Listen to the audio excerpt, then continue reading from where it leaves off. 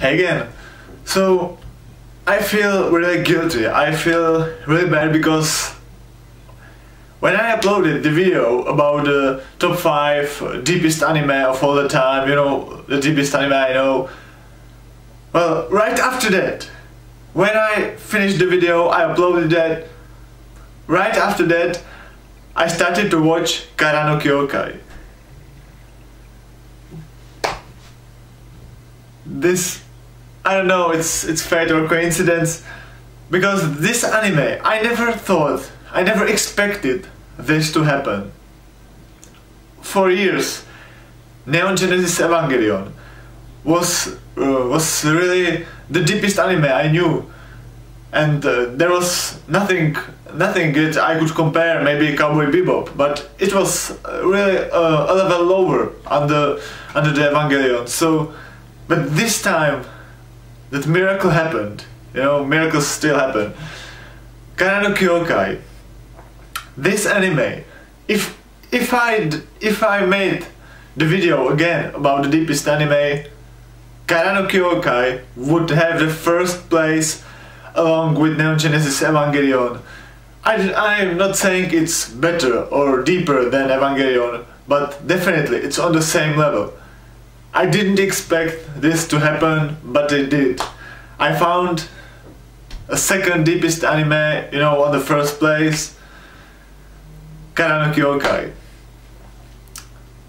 I don't want to spoil the story or something, so I will just speak in general about some stuff I like in this anime. Here are some really interesting dialogues or monologues where with some really mind-blowing thoughts that I was just, you know, sitting and well, actually I was lying in my bed and watching TV, or I played it on TV. Anyway, I just listened or read the dialogue, you know, subtitles, and then there was really one interesting thought about, well, if you watch the first movie, you will see there was really nice thought about how people, when you watch something from above, from a higher place, everything looks really beautiful. You know, even ordinary places like cities and so on. And people know that this view from above, you know, from higher place, is something they should have in their mind, because they see everything, you know, when you see everything from above, you're not really concerned. You see the logical, you know, circuits, and you see how stuff works, and you're not, you know, somehow affected emotionally or something. And one character said that, you know, it should be natural for people to see stuff, you know, from above. Like you step outside of something and look, you know, in the distance at it from the distance. So, but the thing is that people can never live, you know, outside the boxes they have around, outside their own body, their own perception, you know, emotionally affected under normal conditions. So that view is really natural, but almost impossible to achieve, you know. And that's only one thought. There are really many. There are some hidden messages, you know, not like some, I don't know, subliminal, or there are some hidden thoughts, hidden messages really about the main character, really. Ryougi Shiki, wow, she's really cool, really. And even she has something like a double personality, and, you know, that she has like more characters inside. And even that is a really amazing symbol. It really reminded me some of the states I was in. Like, every human has a dark and light size. You know, you have light and darkness inside. Like, you know, in Taoism. And even when there is a light, there is also a darkness. You know, and there is in light there is a seed of darkness, and darkness there is a seed of light. And everything, that's, I can talk about this for hours, but this anime, really, one of the deepest. There are, when the movie ended, I was just lying in my bed and I was watching, and no watching, I was staring at the screen. Then the credits went down, and there was a really beautiful.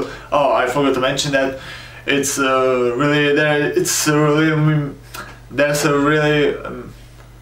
I forgot to mention that. In this anime there is a beautiful soundtrack from Yuki Kajiura, my favorite composer. So when I watched the credits, there was a very beautiful song from Calafina Girls, and I was just staring at the screen and nothing. I was just thinking, what the hell happened? What the hell I saw? I was summing up all the stuff. You can watch that as a normal anime, as adventurous anime with some cool fights and special effects and special abilities, magic. But if you really calm down and if you watch that anime and look for the interesting thoughts, you'll find dozens really. This anime, I will definitely rewatch this anime in the future. Not now because I have still a lot of stuff to think about, but I'm gonna rewatch this. So as I said, I don't want to spoil, but there's a bit of romance, but it's not like in Clanet or something, or Sword Art Online.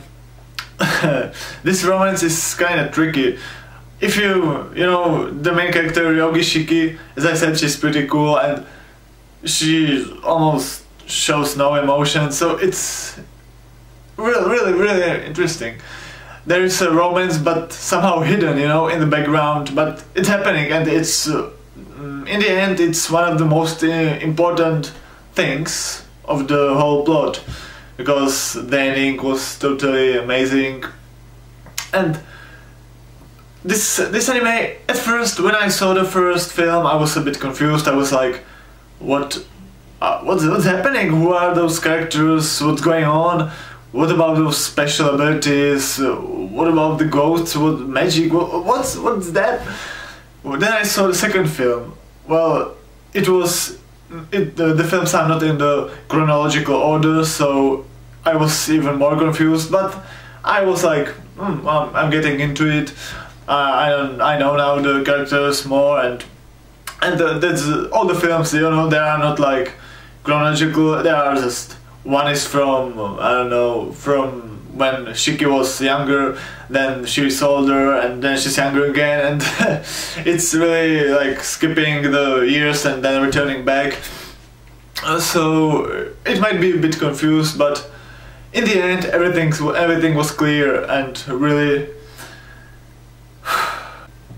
So even in some ordinary stuff here, you can find the really nice really nice thoughts.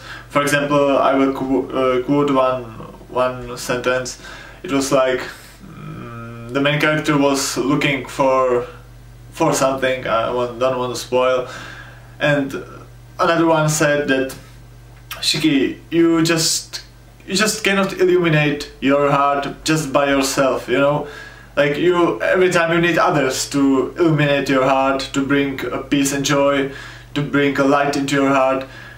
And the ending, I won't tell you anything, but it's really amazing. Also forgot to mention, this anime is kinda dark, there is a lot of violence, blood.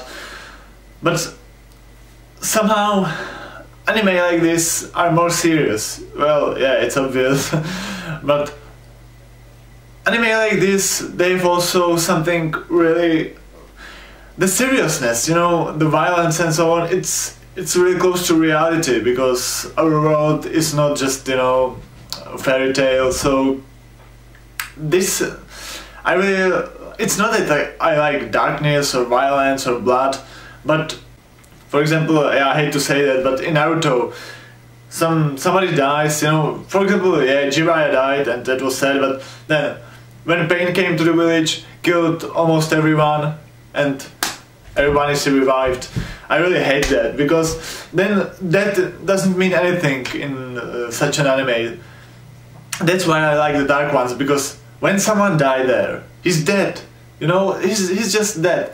so it's more serious, and you take the words more seriously. Like yes, this is like the words there, or the thoughts, they are more solid, more stronger than when watching Naruto. I say, hey, he's not gonna die anyway, so whatever.